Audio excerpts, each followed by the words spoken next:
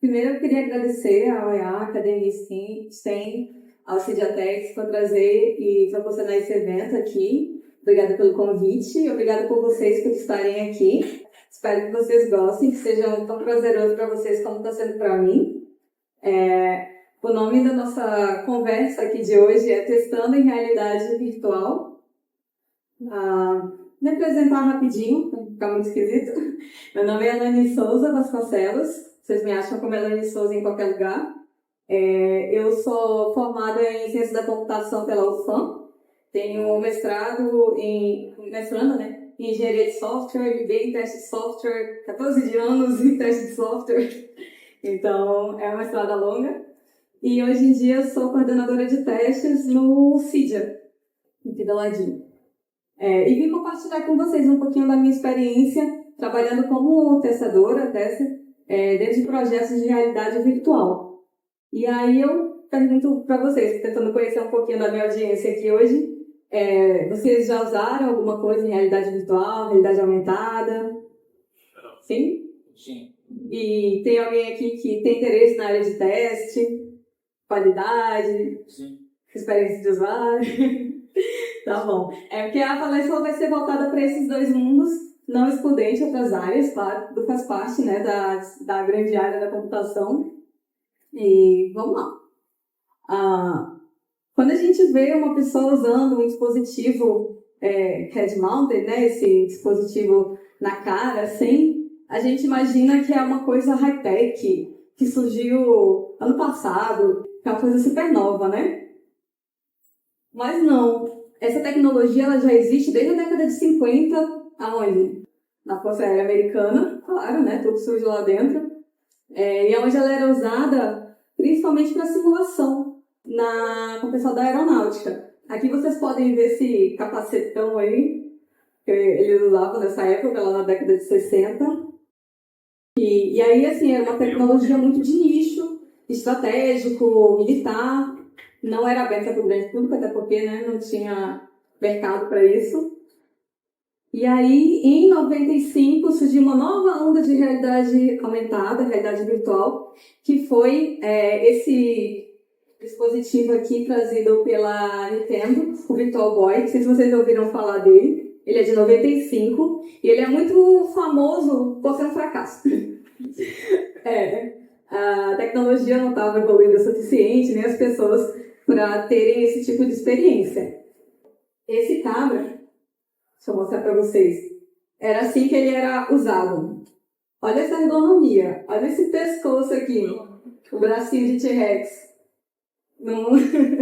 Não é difícil ver porque ele não foi para frente, né? Ergonomicamente ele não foi bem pensado. Ou talvez foi para a época, não sei, né? Não vou julgar assim.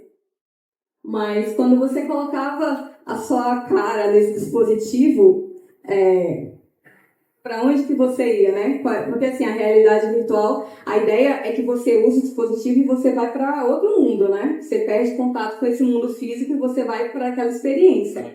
E aí quando você usa esse dispositivo, você tinha esse tipo de experiência aqui. Um mundo monocromático, 2D, pixelado, nada chamativo, certo? Esse aqui é um jogo que acho que foi um dos únicos assim, que fez um pouco de sucesso, que é o Super Nintendo, o Mario, né? O Wario, no caso. E aí você olhando para tudo isso, não é tão difícil ver o que deu errado, né?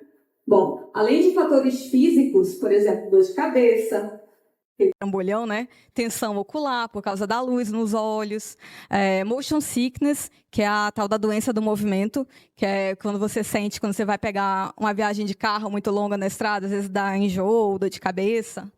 Então, até hoje, esse ainda é um dos principais desafios que a gente tem quando trabalha com esse tipo de tecnologia.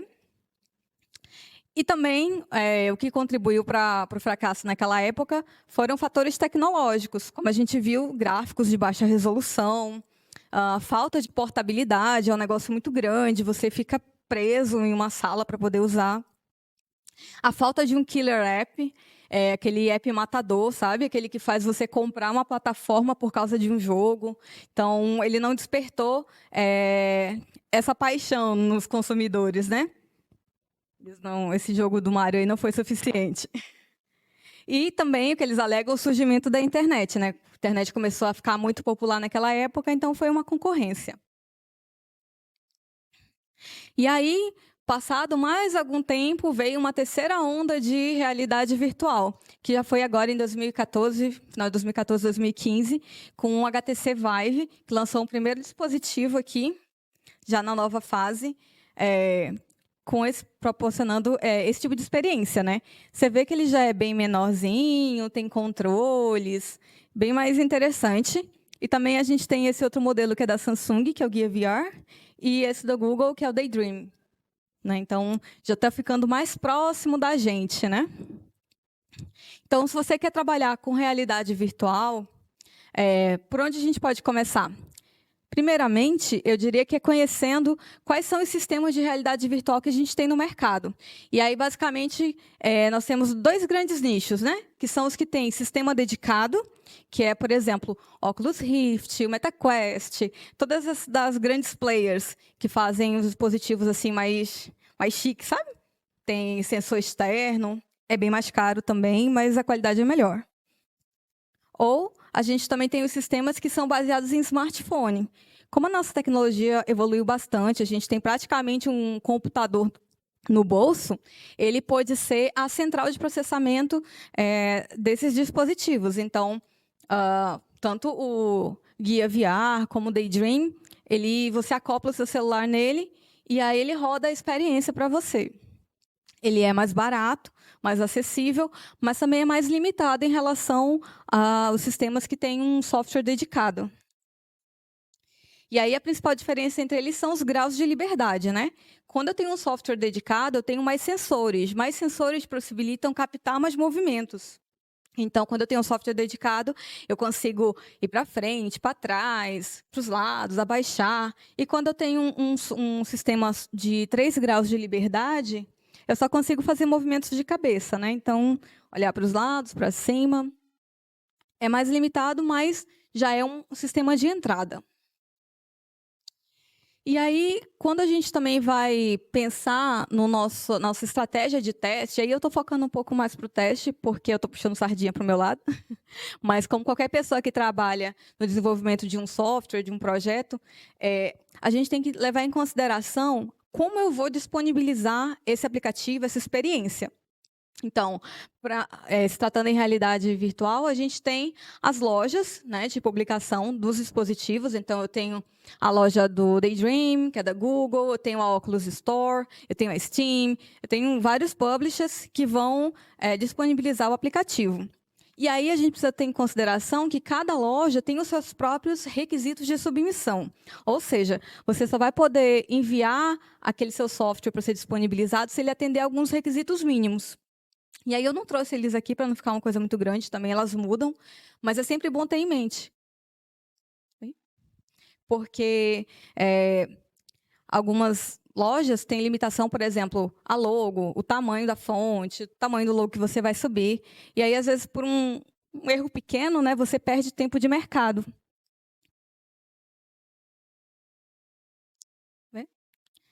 Outra coisa para a gente levar em consideração, que tipo de produto eu estou desenvolvendo? Deu problema aí? Ah, tá. Que tipo de produto eu estou desenvolvendo? É uma experiência? É um aplicativo que vai ser usado para saúde, para entretenimento, para treinamentos? É um jogo? Porque dependendo do tipo de experiência que eu estou desenvolvendo, que eu estou trabalhando, eu vou ter requisitos diferentes, né? Certo? Tenho que conhecer o meu público-alvo, para quem eu estou desenvolvendo aquela solução. Se é para criança, adolescente, idoso, se é para ser usado em um treinamento interno de uma fábrica, que aí eu tenho, né, vários tipos de limitação, se é uma pessoa que tem alguma limitação física, enfim. Eu tenho que conhecer a minha persona, né, para poder montar as pessoas que vão usar o sistema. E aqui a gente tem um caso até interessante, lá onde eu trabalho, eu posso falar porque já saiu, já foi publicado, está tudo certo, já faz tempo. A gente estava desenvolvendo um jogo para VR, e aí ele tinha toda uma temática infantil, porque a ideia era que ele fosse para criança, né? Então a gente fez tudo bonitinho, sem bugs, perfeito como a nossa recomendação queria. E aí, quando a gente foi publicar na loja, a loja falou, não pode, porque esse aqui é jogo para criança, e VR só pode ser usado a partir de 12 anos. Então, a gente volta para casa, tem que remodelar tudo, deixar ele com uma cara um pouco mais adolescente, para jovem adulto, porque não pode ser usado por criança, tem isso, né? Até os 12 anos, os olhos ainda não estão bem formados. Então, para evitar algum tipo de problema, ninguém quer ser conhecido como a pessoa que cegou a criança, né? Então, a gente toma esses cuidados. E isso daí está dentro lá das regras de submissão da loja. Então, se a gente não está bem sincronizado, né, a gente acaba atrasando nosso cronograma, e causando mais gastos e tudo mais. Outra coisa para a gente prestar atenção é qual é a minha expectativa de uso desse software, né? É uma coisa que vai ser usado só uma vez, sei lá, um evento, vai ter uma barraquinha lá que vai apresentar aquela experiência.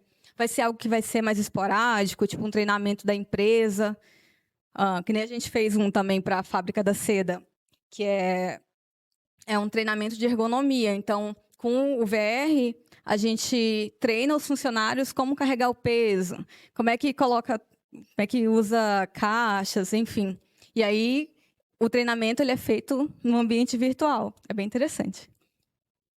Ou se a gente vai querer um aplicativo que seja de uso diário, por exemplo, um jogo que eu quero fidelizar a minha comunidade, então eu preciso que a pessoa esteja lá jogando, sei lá, 1 hora por dia.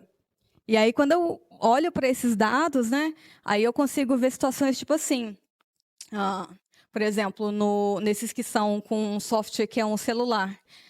Eles esquentam a partir de um tempo de uso. Então, digamos que algumas coisas que a gente já pegou, assim, a partir de 30 minutos começa a esquentar e crecha, perdeu ali a sessão.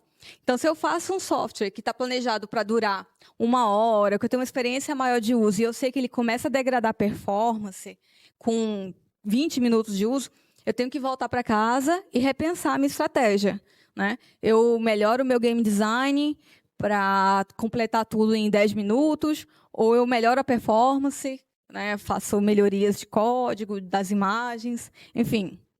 Tudo isso o time de teste coleta, né, das suas sessões de teste e devolve para o time, porque assim, quem toma essas decisões não é o testador. A gente só reporta o problema, pode dar alguma orientação com base nos nossos feedbacks, que são assim super relevantes, porque acabou. Porque a gente que usa, no final das contas, o software, né? Como se tudo isso não fosse problema o suficiente, a gente ainda tem desafios que são inerentes da realidade virtual. Por exemplo, um dos maiores desafios, e aí para o time de teste, mas também para outras áreas, é mudar o mindset de 2D para 3D. Às vezes você pega uma aplicação e ela é um Ctrl+C, Ctrl+V do mundo 2D para o 3D. Então, por exemplo, a gente está habituado a usar um celular, a gente sabe usar um browser, a gente sabe usar um aplicativo, a gente tem comportamentos que são comuns. Então, eu clico, eu tenho um teclado, eu digito, eu tenho texto. Isso tudo faz parte da linguagem do 2D. Quando eu vou para o 3D, talvez a melhor forma para mim, né, num sistema de realidade virtual, não seja eu ter textos na minha frente, porque texto fica serrilhado, é difícil de ler, aumenta a luminosidade, que é ruim para esse tipo de tecnologia. Ou então eu tenho que fazer input de texto. Abrir um teclado não é muito legal você ficar catando milho lá para digitar, né? Você já teve essa experiência de pegar uma Smart TV e aí ter que fazer busca com aquele tecladinho virtual? É horrível. Agora você imagina que aquilo é o seu mundo, sabe? Para todo lado só tem teclado. Quebra a experiência, não é legal. Então, é uma dessas coisas, é a gente construir essa linguagem nesse novo mundo. É um paradigma novo, né? Está todo mundo aprendendo. Aí, outra coisa que a gente tem aqui é limitação do próprio ambiente. É que ambiente que eu falo é o ambiente físico mesmo, né? Ergonomia, como a gente viu lá no outro, carinha todo encurvado para usar o aplicativo. Aqui, como a gente tem possibilidade de movimentação no mundo real, a gente precisa ter espaço, a gente tem movimentação de braço, então a gente tomar cuidado com gestos que precisem que você fique muito tempo numa posição que cansa, que pode lesionar. Tudo isso é uma preocupação que a gente não tinha testando ou desenvolvendo software 2D, né? Estou fazendo um sistema de cadastro de pão na padaria, não me preocupo com isso. mas trabalhando nesse tipo de tecnologia já é uma preocupação. Outra coisa muito importante, que aqui, como a realidade virtual ela tem um quê de entretenimento, então ela vai muito para os jogos, para games, a gente precisa ter esse sentimento de presença, de imersão. Então, se eu consigo usar a experiência e me sentir dentro daquele mundo, eu vou querer passar mais tempo naquele mundo, então eu vou consumir mais, vou ficar mais tempo, eu vou criar uma comunidade. Então, a chance de eu ter sucesso com esse aplicativo é bem maior, né? Mas aí, assim, como ela é uma coisa tão importante, ela também é uma coisa muito frágil. É muito fácil você quebrar a presença, quebrar a imersão nesse ambiente. Por quê? Porque às vezes você está usando o aplicativo e vem um som, sai um som o objeto faz um som que não faz sentido ele ter aquele som. Esse tipo de coisa a gente pega no teste, né? Ou então, uma imagem com baixa resolução, lags. Já pensou você ver num mundo cheio de lag, todo lagado? A desgraça, né? Então, esse tipo de coisa a gente pega durante as sessões. E aí, como a imersão é uma coisa tão importante, como é que eu faço para medir imersão? Como é que eu digo que esse meu software ele é divertido, ele me instiga e eu me sinto presente naquele mundo? Bom, a gente tem duas abordagens. Uma fisiológica, que é medida através de sensores, né? Então, a gente pode medir dilatação de pupila, pressão arterial, movimento dos olhos, tudo isso que indica interesse. Sabe quando você vê seu crush, que todo o seu sistema muda? Então, aquilo tudo é coletado. Aquilo ali indica que você tem um interesse. Então, esses sistemas coletam essas informações biológicas. Eles são mais caros. Assim, na real, a gente não consegue usar muito por causa do valor. Mas tem outro que é mais fácil, que é uma abordagem psicológica, que é o tal do estado de flow, estado de fluxo, que é quando você tem um desafio que as suas capacidades, que você consegue trabalhar suas capacidades para vencer aquele desafio. Então, é quando você tem uma fase num jogo que te dá um desafio, mas te dá a capacidade de trabalhar a sua habilidade. Então, você fica sempre com aquela instigando que se você der um pouco mais, você vai conseguir avançar. E aí, quando você consegue manter a pessoa dentro desse ciclo, ela entra no estado de flow, né? Então, aí a gente tem que tomar cuidado só para que os desafios não sejam tão desafiadores, que causem estresse, nem tão fracos que deixem o jogo tedioso. Então, a gente quer manter as pessoas aqui nesse meião. Porque quanto mais tempo aqui, mais imersa ela está, e mais tempo ela usa, e maior a retenção do nosso software. E aí você pergunta, como é que eu sei, visualmente, então, que os meus usuários, né, numa sessão de teste de usuário, a pessoa entrou em estado de flow? Que você vai ver essas carinhas aqui, que são as epic win faces, né? As caras de vitórias épicas, assim. Né? Às vezes quantas vezes a gente não se pegou assim, né, num jogo e tal? Esse é o nosso objetivo, é chegar na sessão de teste e ver muitas dessas carinhas. Um outro desafio que a gente tem, que meio que a gente já conversou um pouco, que é o tempo de uso daquela experiência. A gente sabe pela literatura, né, que tem essa doença do movimento, motion sickness, e aí a maioria das pessoas sentem esse problema a partir de 15 a 40 minutos. Algumas pessoas são mais sensíveis, outras nem tanto, mas, em geral, a gente sabe que vai acontecer algum BO nesse tempo. Então, se para o usuário final acontece isso, imagina para a minha equipe de teste, aqui já olhando para a gente dentro do produto, dentro do projeto, né? Se eu sei que pode dar ruim em sessões desse tanto, e eu sei que, às vezes, a gente passa o dia inteiro trabalhando naquilo, eu preciso ter estratégias, né?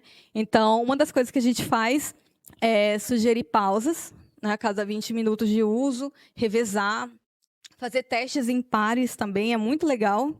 Teste em par a gente faz assim, uma pessoa coloca o headset, vive a experiência, ela vai narrando para outra que está fora, que vai anotando os resultados, né?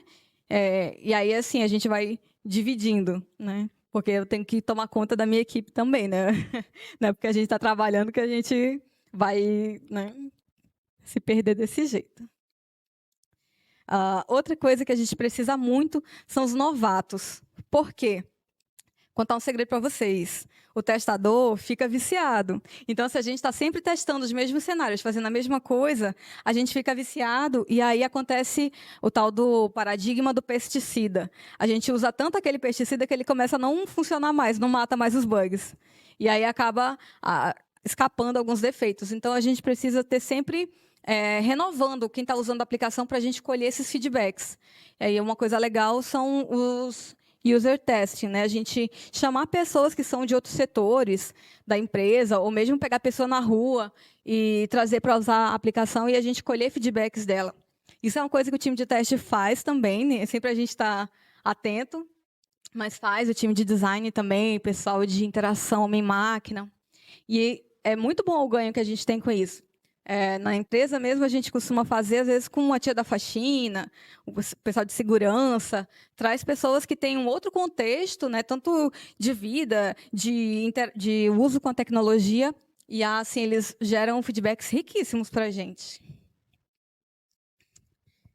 E aí, aqui, na parte mais tecnológica do nosso lado, a gente sabe que a automação é muito bom, facilita muito o nosso dia a dia, mas nesse tipo de experiência em que eu preciso medir se está divertido, se é legal de usar, eu não consigo... A automação ela não me passa isso, né? Ela não capta sentimento, ela não me dá essa percepção.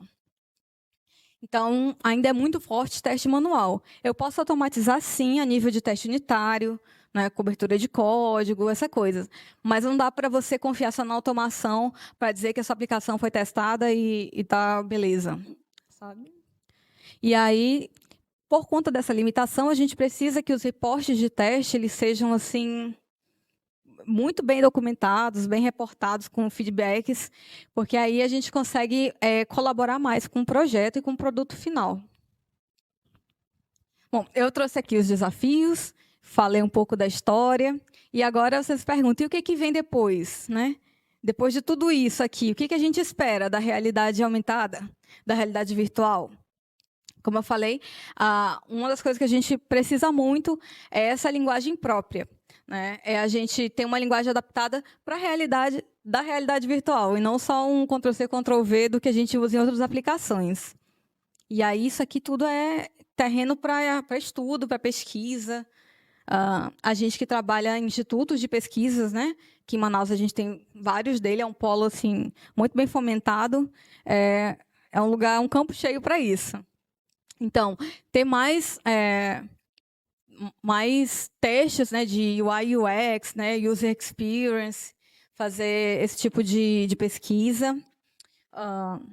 Aí a gente tem um outro ponto aqui que a gente não tem muito o que fazer, que é a limitação do próprio corpo físico. A gente cansa, a gente não é máquina, né? Então, quando for modelar um produto, quando for definir algumas interações, tomar cuidado com isso, né? Ergonomia, o motion sickness, todas essas coisas que assim, a nossa fisiologia humana ela não vai mudar para a gente usar a realidade virtual. Não se preocupe.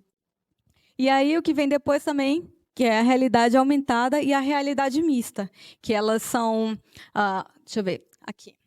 Você pode imaginar um contínuo da realidade. Um contínuo da realidade seria, ou da virtualidade, você imagina uma linha em que, em um canto, você tem um ambiente real, físico, matéria, e do outro lado é um ambiente completamente virtual, que é quando você usa a realidade virtual, né? Você coloca o óculos e perde contato com o físico. E aí a realidade aumentada, ou realidade mista, ela fica nesse meio de campo aqui. Basicamente, tipo isso aqui, ó. Não, um ambiente real, uma criança interagindo com objetos virtuais. E esse é o objetivo que a gente pretende chegar, ter interações com objetos virtuais através de dispositivos mais leves, porque mesmo os que a gente usa hoje, a gente viu, né? Tem limitação de hardware, de tempo de uso, aquecimento, essas coisas que afastam o usuário final de ficar mais tempo ou de aproveitar melhor aquela tecnologia. Aqui é a home da Oculus. Quando você usa o dispositivo o VR, você entra nesse mundo aqui. É isso que eu falo assim da linguagem 2D para 3D. Apesar de eu estar num ambiente virtual, que simula uma sala e tudo mais, ele não é 100% virtual, porque eu não consigo andar e pegar um livro desse, por exemplo. Eu estou aqui, mas eu tenho um texto flutuando. Aonde que no meu dia a dia vai ter um texto flutuando em cima da minha cabeça? Né? Não faz sentido. Isso tudo ainda é a gente usando coisa de 2D em ambiente 3D. Deixa eu ver aqui. A mesma coisa aqui, né? Eu tenho banners, eu tenho coisas flutuando, assim, como se tivesse um monte de coisas aqui ao meu redor. Talvez não seja a melhor forma de usar. Talvez a melhor forma de usar, por exemplo, eu quero jogar aqui o Lux Tale, não seja eu ir lá e clicar, mas sim eu vou lá e eu entro dentro desse ícone, sabe? Você entrou num portal e aí você vai para outro mundo. Mas aí é mais coisa para a gente pesquisar e trabalhar. Mas, assim, é um campo grande, é aberto. E aí, para fechar, para sumarizar aí tudo que a gente trouxe, testar em realidade virtual, assim como trabalhar nessa área, envolve a gente conhecer os paradigmas da realidade virtual. Está atualizado com os requisitos de submissão, então entender aquelas regras do nosso publisher, onde é que a gente vai publicar. Às vezes o nosso publisher não é uma loja, é um cliente mesmo que pediu o software para botar na empresa, mas a gente também se preocupa, como é que ele vai disponibilizar? Vai gerar um QR Code, o time vai baixar, vai ter um servidor? Muitas perguntas. Esse aqui, para mim, é o principal, que é entender que você como testador, você também é responsável pelo sucesso do projeto. Você não é só ali o guardião da qualidade, a última pessoa que toca no software, né? Os seus feedbacks são importantes, constroem o produto e você é parte também do time, né? Especialmente se você roda em projetos com agilidade, tipo um Scrum, um Kanban, a gente traz o teste para o início do desenvolvimento. Então, o teste não é uma fase, né? Teste a qualidade ela é um mindset, então ela está presente desde o início. E aí, mais outra coisa interessante que é a agilidade, né? Esse aqui também é bem importante, saber comunicar os resultados de teste. Então, saber comunicar tanto a nível técnico, reportando para um dev, que fala código, como para um PO, um cliente que fala linguagem de negócio. Saber comunicar com todos os perfis dentro do ciclo de desenvolvimento é fundamental para o testador. E pesquisas, pesquisas, pesquisas, pesquisas, pesquisas, pesquisas, porque o estudo nunca acaba. E é isso, gente, o que eu trouxe para hoje. Obrigada pela atenção de vocês. Aqui tem um QR Code que vocês podem fazer avaliação de como é que foi para vocês, se vocês querem dar algum feedback. E eu estou aberta para perguntas, eu não sei como é que está aqui o de horário. Bom, a gente está tranquilo. Temos perguntas? Alguma dúvida? Aqui você. Boa noite. Boa noite. Minha pergunta é tipo assim, em qual área do mercado hoje a tecnologia da realidade virtual ela é mais utilizada? Para tipo assim, área de entretenimento, área de treinamentos, para que tipo de área ela é mais voltada? Hoje em dia, é negócio. Por exemplo, para vender... a gente usa bastante assim. Você tem um mostruário que você vai vender uma casa. Aí você não precisa que a pessoa vá na casa conhecer aquela casa. Ela usa o aplicativo e ela entra dentro da casa. A casa está mapeada em 3D e você faz a visita à distância. Esse é um cenário real. Em 2019, eu fui para um evento nos Estados Unidos, né, de realidade virtual, e lá eles mostraram um caso que é sensacional, que é esse tipo de aplicação sendo usado para consultórios psicológicos, para veteranos de guerra. Eles têm muita resistência de ir no psicólogo, falar com o ser humano sobre os traumas que eles passaram, mas eles ficam muito à vontade falando com uma máquina, com uma pessoa simulada. Então, tem esse outro lado também, sabe? Consultórios virtuais, treinamento, escolas. Muitas escolas usam também por conta dessa imersão, né? Você mostra um corpo humano e aí você vai tirando camadas dele, pele, você vê o sistema circulatório, vê os órgãos, dá imersão, né, para as pessoas. Então, basicamente, esses são os que a gente está trabalhando mais hoje em dia, mas tem outros. E jogos também, né? Jogos é de lei. Oi, é bem direto. Quais são as etapas do teste de software para realidade virtual? Porque eu meio que sei algumas etapas do teste de software, mas eu ainda não tinha visto para realidade aumentada. Pronto. O cerne do negócio não muda tanto, porque o que a gente tem que fazer é receber um software, testar e sair um resultado. O que vai mudar é muito como que o time que você está trabalha. Então, se usa Agile, vou ter sprint, então eu vou ter entregas para testes mais recentes, e talvez elas sirvam de aprovação para sprint. E aí, assim, o como eu vou executar é igual. Se você usa casa de teste, você vai fazer casa de teste, plano de teste, e vai pensar nesses caras que eu trouxe, que são requisitos não funcionais, porque ninguém vai escrever uma história sobre isso, né? A história lá é com requisitos funcionais. Então, a funcionalidade, a gente continua testando.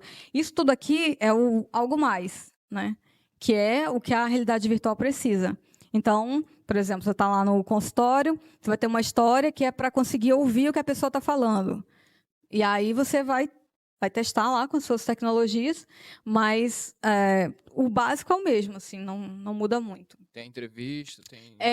Aí você, como testador, você vai modelar qual é o cenário que eu quero cobrir, né, para aquela história. E aí eu vou pensar nesses critérios que eu trouxe. Quanto tempo vai durar uma sessão?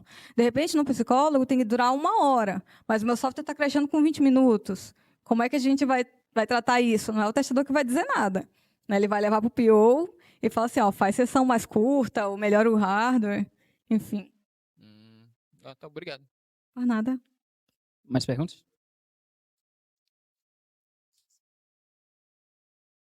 Boa noite. Eu Boa queria noite. saber um pouco do que você tem como opinião pessoal ou tanto profissional nesse quesito de imersão. Porque, por exemplo, tem alguns óculos já que hoje em dia eles já misturam tanto a realidade quanto o mundo virtual, como o exemplo que foi mostrado na imagem. E aquilo lá já se faz presente hoje no nosso dia. Então, eu queria entender, pelo menos nesse lado, se você acha mais necessário a gente trabalhar na imersão de algo ou a gente conseguir pôr isso lado a lado com o nosso dia a dia. Tá, isso vai depender realmente do software que você está fazendo, né? Então, assim, esses óculos, esses já são de realidade mista, né? Realidade aumentada, que aí você usa o óculos e você continua enxergando essa realidade. Então, você só tem elementos novos complementando elas. Eu acho fantástico, eu acho que é para aí mesmo que a gente vai. E quanto mais perto de ser um óculos realmente assim, melhor. Né? Hoje a gente tem algumas iniciativas que já está acontecendo, que é muito legal assim, para surdos, né? O óculos escuta e gera legendas no próprio óculos. É maravilhoso, né? E aí, assim, isso daí é um tipo de imersão também. Então, eu acho que, assim, é para aí que a gente tem que ir, sabe? E a imersão é para tudo, né? Porque senão a gente não consegue fidelizar.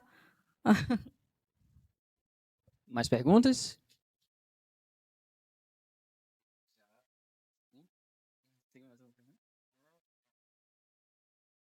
Eu tenho uma perguntinha. Diga. Com relação ao desenvolvimento de vocês lá no Cydia, né? Vocês são mais voltados nessa questão de testes com realidade virtual para jogos ou existem outras tecnologias desenvolvidas, por exemplo, para auxiliar no dia a dia, como esse lance que você falou da questão da consulta médica, ou se tem algo voltado para a educação, que tem algo relacionado a esses testes que vocês fazem e como, tipo, como isso tem tido esse retorno para vocês, né? Se tem sido bem avaliado, se tem uma coisa que ainda está muito recente, como é que tá? Como eu falei, a gente começou essa segunda onda aí de realidade virtual em 2014, final de 2014, 2015. Aqui em Manaus, eu comecei a trabalhar em 2016. Então, a gente está desde lá trabalhando com isso. A gente já tem alguns softwares que já estão na loja, assim, que é, por exemplo, a galeria, você vê os seus vídeos, suas fotos no aparelho, então é como se você estivesse vendo um telão. A gente teve um projeto também muito legal, que foi o Cinema para Todos, o Teatro para Todos, que é basicamente essa história, né, de você colocar o dispositivo, assistir a peça e as legendas aparecerem no caso era com o celular, né? Mas você está no ambiente do teatro, você está naquele lugar e aí aparecem as legendas para quem não escuta. Então, isso daí foi bem legal, apesar de não ser tão avançado como a gente quer, que é esse caso de você ser um óculos mesmo, que você está vendo as duas realidades, mas já é um caminho. Isso aí foi lá em 2016, então, né, a tecnologia pode ser que avance para esse lugar. A gente tinha também lá, que fechou recente, um estúdio de games, a BRS, a Black River Studio. A gente fez muitos jogos para VR, para R também. A gente tem no IMPA, no Bosque da Ciência, aplicativos de realidade aumentada, para você ver, sei lá, o Boto, né? Aí você escaneia o código e você pode brincar com ele. Então, assim, a gente tem essas iniciativas rolando tanto aqui local como global também. Mais perguntas? A UEA recentemente recentemente adquiriu um teatro. E aí você falou agora que tem essa coisa da inclusão com pessoas com deficiência. Com quem vocês fizeram isso? Então, como na época não tinha aqui, a gente ia para São Paulo, que lá tinha um teatro, tinha o time que disponibilizavam as legendas para a gente fazer, e aí a gente rodou isso lá, né? Foi meio que para lá, né? No teatro em São Paulo, eu não sei o nome agora de cabeça, mas foi assim, a gente não tinha local ainda aqui em Manaus. Tá. Interessante. Mas Obrigado. é legal. Mais perguntas? Falando sobre a carreira, como é que você fez para ser reconhecida pela Cydia, para estar onde está hoje? Boa pergunta. Quando eu souber, eu vendo dessa forma. Mas, assim, o que eu vejo, né, do meu lado, é realmente você fazer parte do negócio, você entender que o que você faz ali não é só um café com leite, não é só o diário, é você realmente entender que aquilo ali faz parte de uma coisa maior. Né? Você não pensa assim, eu vou trabalhar só para bater meu ponto e fazer isso aqui. Não, você pensa, cara, eu quero esse negócio pronto, porque eu sei que quando estiver pronto, eu vou ter pessoas com deficiência auditiva conseguindo assistir uma peça de teatro. Né? Eu não estou pensando só na minha tarefa do dia a dia. Né? Então, o que eu vejo para mim, na minha carreira, eu entrei como júnior, hoje em dia eu sou coordenadora, então, né? Eu fiz a minha carreira lá dentro, foi muito pensando nisso, assim, né? Como que a minha atividade do meu dia a dia, ela gera valor não só para mim, mas para as outras pessoas. E aí, quando você começa a colaborar com os times e tentar fazer tudo da melhor maneira, parece que as coisas se alinham e dá certo. Mais perguntas? Mais alguém? Então, encerramos? Elane, muito obrigado, viu, pela sua palestra, pelo seu workshop. A gente queria Obrigada. agradecer aqui em nome da Academia STEM, em nome do Pilar Excelência, que é o que organiza esse evento Grandes Temas e Cydia Teaches. E estamos de portas abertas. Muito obrigado. Muito E é isso obrigada aí. a vocês, Obrigado, viu, gente. gente? Obrigada.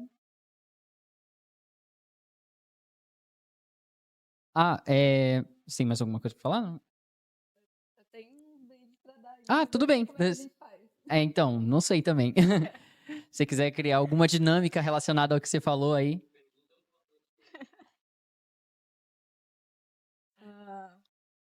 Tá, vamos fazer então uma dinâmica. Eu tenho 2 brindes para distribuir para vocês aqui na palestra. Como a gente não vai sair no tapa, vamos ver uma dinâmicazinha. Bora lá, hein? Vamos ver quem prestou atenção. Qual o nome do dispositivo da Nintendo, lançado em 95, que eu mostrei aqui para vocês? Termina com boy. Quase, não. Virtual Boy, quem falou? Foi dado, gente. Vamos aqui. Parabéns. Yay. Vamos ver outro aqui.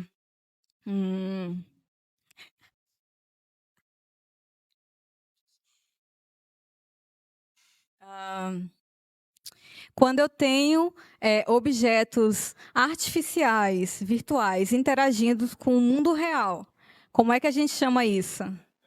Aê, quem foi que falou? Foi o moço ali, ó. Ih, rapaz. Eu acho que aí pode. Sacanagem. Corta isso, hein? Isso aqui. Parabéns.